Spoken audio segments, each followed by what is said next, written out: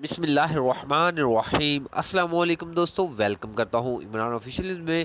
سعودی عرب جانے والوں کے لیے بہت اچھی خبر آ گئی سعودی گاگا کی طرف سے اور وزارت صحت کی طرف سے کنفرم کر دیا، جیسا کہ میں نے پچھلی ویڈیو میں بھی بتایا کہ پی آئی اے کو بھی ان لوگوں نے نوٹیفیکیشن جاری کیا اور کس ہدایت کے ساتھ آپ نے تمام لوگوں کو سعودی عرب لے کے آنا ہے۔ جیسا کہ میرے بھائیو آپ لوگوں کو معلوم ہوگا کہ سعودی عرب میں دن بہ دن پابندیاں اٹھائی جا رہی ہیں، جیسے کل کے روز ان لوگوں نے پابندیاں اٹھائی تھی، ماسک کی اور سماجی فاصلے کی جو پابندیاں سب ختم کر دے گی۔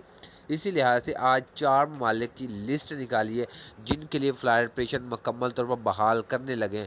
جن لوگوں نے پاکستان سے دونوں خوراک ویکسین لی ہوئی ہے یا سعودی عرب سے ایک ویکسین لگوائی ہے، اس لیے سٹیپ بائی سٹیپ یہ فلائٹ آپریشن بحال کریں گے۔ تو ایک دم ان لوگوں نے فلائٹ آپریشن بحال کیا تو ان کو یہ ڈر ہے کہ دوبارہ سعودی عرب میں کرونا کے حالات خراب نہ ہو جائے، اس لیے ان لوگوں نے کنفرم یہ پہلے کیا۔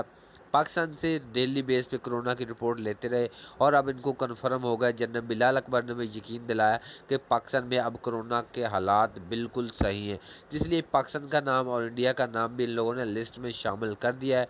تو کس طریقے سے فلائٹ آپریشن بحال کرنے لگے اور کون سی شرائط ہے اور کس طریقے سے سعودی عرب میں لے کے آئیں گے، مکمل تفصیل کے ساتھ شیئر کرتے ہیں۔ پہلے آپ کو لوگوں سے ایک چھوٹی سی درخواست ہے، چینل کو سبسکرائب کر لیں اور ویڈیو کو لائک کر دیں تاکہ اس طرح کے لیٹسٹ اپڈیٹ سب سے پہلے آپ تک پہنچ جائیں۔